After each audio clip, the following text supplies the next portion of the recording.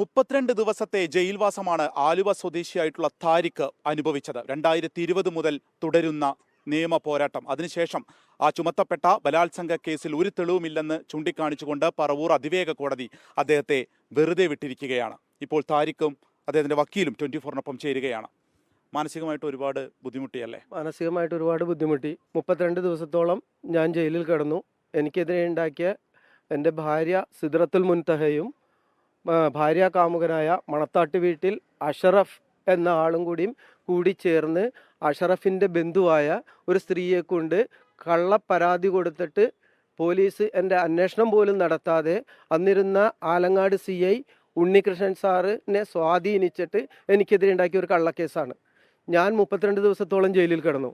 ഈ 32 ദിവസം ജയിലിൽ കിടന്നിട്ട് ഞാൻ തിരിച്ച് ആത്മഹത്യ ചെയ്യണം എന്നുള്ള ഉദ്ദേശത്തോടു കൂടിയാണ് ഇറങ്ങിയത്. പക്ഷേ എല്ലാവരും എൻ്റെ സുഹൃത്തുക്കളും എൻ്റെ സ്നേഹിതന്മാരും എല്ലാവരും കൂടി പറഞ്ഞതിന് ശേഷം ഇത് കള്ളക്കേസാണ്, അതുകൊണ്ട് നീ തളരരുത്, പോരാടണം എന്ന് പറഞ്ഞതിന് ശേഷം ഞാൻ വീണ്ടും അതിൽ നിന്നും പിന്മാറിയെന്ന്. പിന്നെ ഞാനും ഭാര്യയും തമ്മിൽ മലപ്പുറം ഫാമിലി കോടതിയിൽ കേസുണ്ടായിരുന്നു. അന്ന് എൻ്റെ മകളെ കസ്റ്റഡി കിട്ടാൻ വേണ്ടി കൂടി മാത്രമാണ് ഇങ്ങനെ ഒരു വ്യാജ ബലാത്സംഗ കേസ് ഉണ്ടാക്കിയത്. എനിക്കെതിരെ ബലാത്സംഗ കേസ് കൊടുത്ത സ്ത്രീക്ക് കൊടുങ്ങല്ലൂർ കോടതിയിൽ മറ്റൊരാൾക്കെതിരെയും ബലാത്സംഗ കേസ് കൊടുത്തിട്ട് 82 ദിവസത്തോളം അയാൾ ജയിലിൽ കിടന്നിട്ടുണ്ട്. 82 ദിവസത്തോളം. എന്നിട്ട് കോടതിയിൽ താങ്കളെ ഒഴിവാക്കുകയായിരുന്നു അപ്പോൾ ഇതിന്റെ ലക്ഷ്യം, അങ്ങനെയാണോ കരുതുന്നത്? എന്നെ ഒഴിവാക്കിയിട്ട് അഷറഫിന് കല്യാണം കഴിക്കാൻ വേണ്ടി എൻ്റെ ഭാര്യയെ സ്വന്തമാക്കാനും ഭാര്യയെയും ഭാര്യയുടെ സ്വത്തും സ്വന്തമാക്കാൻ വേണ്ടി കെട്ടിച്ചമച്ച ഒരു കേസാണിത്. അത് തെളിഞ്ഞിരിക്കുകയാണ് അല്ലേ? 6 വർഷത്തെ നിയമ പോരാട്ടത്തിനിടം തെളിഞ്ഞിരിക്കുകയാണ്. കാരണം ഞാനും എൻ്റെ ഭാര്യയുടെ ബ്രദറായ വലീദ് എന്ന് പറയുന്ന എൻ്റെ അളിയനും കൂടി 25 ലക്ഷം എൻ്റെയും 12.5 ലക്ഷം രൂപ വലീദിൻ്റെയും വാങ്ങിച്ച് ഒരു സ്കൂൾ വാങ്ങിച്ചിട്ടുണ്ടായിരുന്നു. അത് അന്ന് എൻ്റെ ഭാര്യ ആ സ്കൂളിലെ ടീച്ചറായിരുന്നു, അവരുടെ പേരിലാണ് വാങ്ങിച്ചത്. ആ സ്കൂൾ വരെയും ഇപ്പം ഈ പറഞ്ഞ കാമുകനായ മണത്താട്ട് വീട്ടിൽ അഷറഫിൻ്റെ പേരിലാണ്. ഇതിൽ ഒരു തെളിവുമില്ല, ഡിജിറ്റൽ തെളിവുകൾ പോലും ഇല്ല എന്നുള്ളതാണ് പറയുന്നത്. അപ്പോൾ ഒരു മൊഴി മാത്രമായിരുന്നോ അഡ്വക്കേറ്റ് ഹക്കീം ഉള്ളത്? ഇത് ഒരു സ്ത്രീയുടെ ഒരു മൊഴി മാത്രം അടിസ്ഥാനപ്പെടുത്തി ഒരു പ്രാഥമിക അന്വേഷണം പോലും നടത്താതെ 2020 FIR രജിസ്റ്റർ ചെയ്ത് അന്ന് തന്നെ ഒരാളെ അറസ്റ്റ് ചെയ്യുന്നു. 2020 കോവിഡ് കാലഘട്ടമാണ്. പോലീസിനൊക്കെ വലിയ പണിയില്ലാതിരിക്കുന്നൊരു സമയത്ത് പോലീസ് യാതൊരു അന്വേഷണവും നടത്താതെ ഒരു നിരപരാധിയെ ജയിലിലേക്ക് അയച്ച ഒരു കേസാണിപ്പോൾ.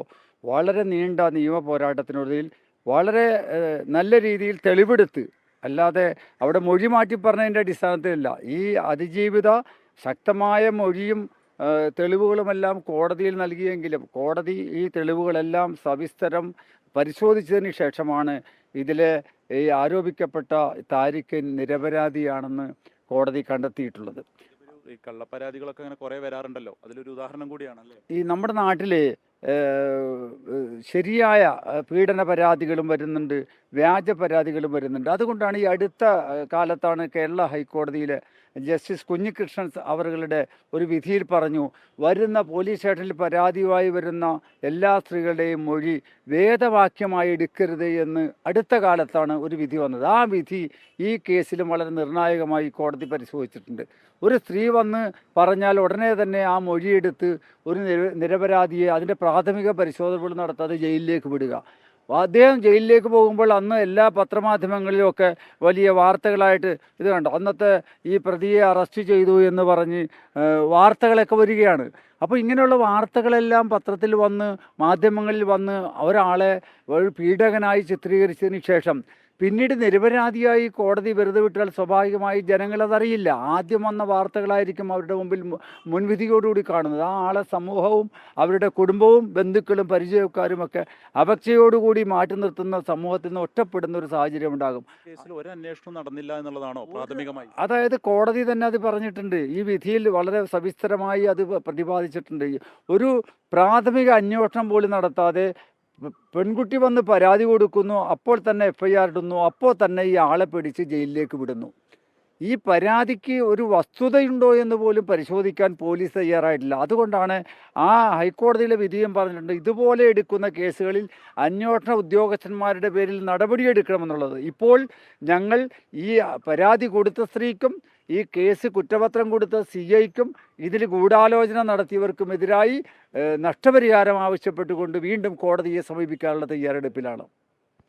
യെസ്, അപ്പോൾ മെഡിക്കൽ തെളിവുകളില്ല, ഡിജിറ്റൽ തെളിവുകളില്ല എന്നുള്ളതെല്ലാം ചൂണ്ടിക്കാണിച്ചുകൊണ്ടാണ് കോടതിയുടെ ഈ ഉത്തരവ് ഉണ്ടായിരിക്കുന്നത്. പക്ഷേ 6 വർഷം അദ്ദേഹം അനുഭവിച്ചൊരു മാനസിക സംഘർഷം, ഒപ്പം ജയിൽവാസം ഒക്കെ ഇതിൻ്റെ ഒരു ബാക്കി പത്രമായി തന്നെ നിൽക്കുകയും ചെയ്യും. ഷിജു ചവറയ്ക്കൊപ്പം വിപിൻ C. വിജയൻ, 24 കൊച്ചി. ലോകത്തെവിടെയായാലും ഏത് സമയത്തും 24 വാർത്തകളും ഓഗ്മെന്റഡ് റിയാലിറ്റി പാക്കേജുകളും എക്സ്പ്ലെയിനറുകളും വിശദമായി കാണാൻ ഞങ്ങളുടെ യൂട്യൂബ് ചാനൽ നിങ്ങൾക്ക് സബ്സ്ക്രൈബ് ചെയ്യാം.